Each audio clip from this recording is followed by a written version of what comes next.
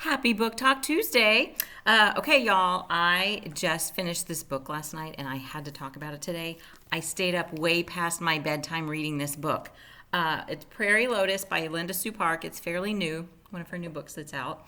I love Linda Sue Park. I've read several of her books. This one takes place in the late 1800s in the Dakota Territory. Hannah and her father have just arrived in the town of LaForge in their covered wagon to settle. Her mom died when they were in California several years before, and so her dad is raising her. Her mom was Chinese and her dad is white. And so back in the 1800s, that was that just didn't happen, and it was very frowned upon. People said ugly things about her. They were not nice to her. They got to this new town thinking that this was going to be a brand new start for them. And when they got there, no one had seen anyone who was even somewhat Asian. And the town did not react in a very positive way. Most of the town. Now, there are always a few people that are very welcoming and that see beyond that and that doesn't matter and they appreciate people's cultures. But not very many. Not very many. Anyway, I love this. It's like a little house on the prairie, but the Laura in the book is Asian, and the author's note at the end even talks about that, how Miss Park said that when she was young, she read all of the Laura Ingalls Wilder books, but there was not a character like her in those books. So there were a lot of Chinese people that came over in the 1800s to work in the gold rush in California. So there was even a Chinatown in LA when they were in Los Angeles, but in that area, in the Los Angeles area. But not where they are now. Y'all, it was fantastic. And as always, you need to read the author's note because this was a very, very special project for her that she's been wanting to do for a long time.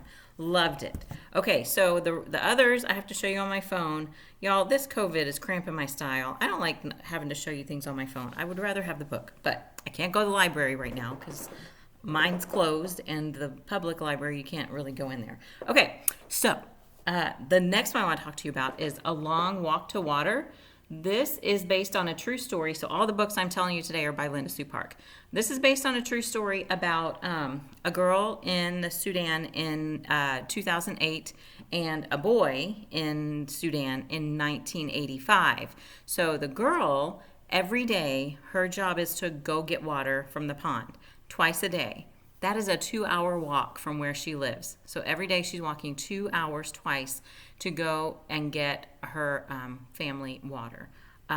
Whenever our electricity goes out, or I don't know, the water doesn't work or something like that at our house, we feel like it's the end of the world. Oh my gosh, really? I mean, when you read books like this, you really appreciate what you have. Anyway, the boy ended up becoming one of the lost boys of the Sudan. And he just was traveling across the Sudan to try and find his family and try and find safety. And it was a very, very dangerous time. And their two stories connect in a very surprising way. So, A Long Walk to Water. The next one, I really love this next one. Excuse me. When My Name Was Keoko. It takes place in Korea during World War II. So, during World War II, there are a lot of books about Germany and Hitler and concentration camps. That's mostly what we see.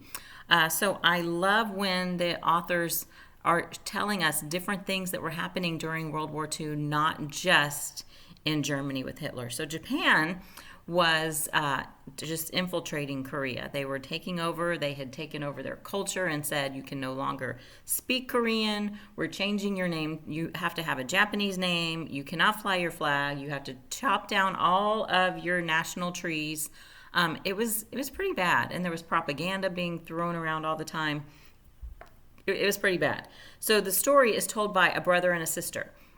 The sister just wants her culture and her heritage back. She just doesn't want to get rid of everything Korean that she knows and loves. And the brother wants to fight. he wants to go and fight and win this war so that his family has freedoms that he didn't feel like they already had. It's told in two voices, which I love, which is the same as the Long Walk to Water. So this is it. When My Name Was Keoko. Fantastic book. I read that one day. I was watching kids take a test somewhere, which is not very exciting. And I read that whole book while I sat there in 2 days. It was so good.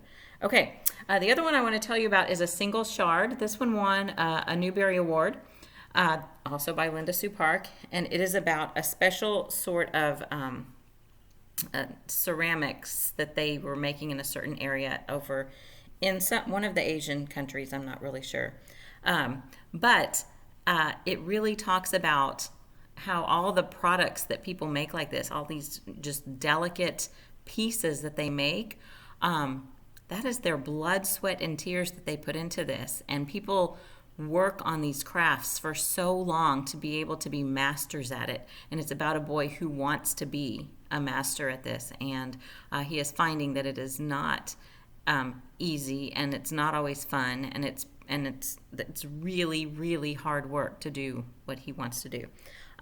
It's just great. It's great.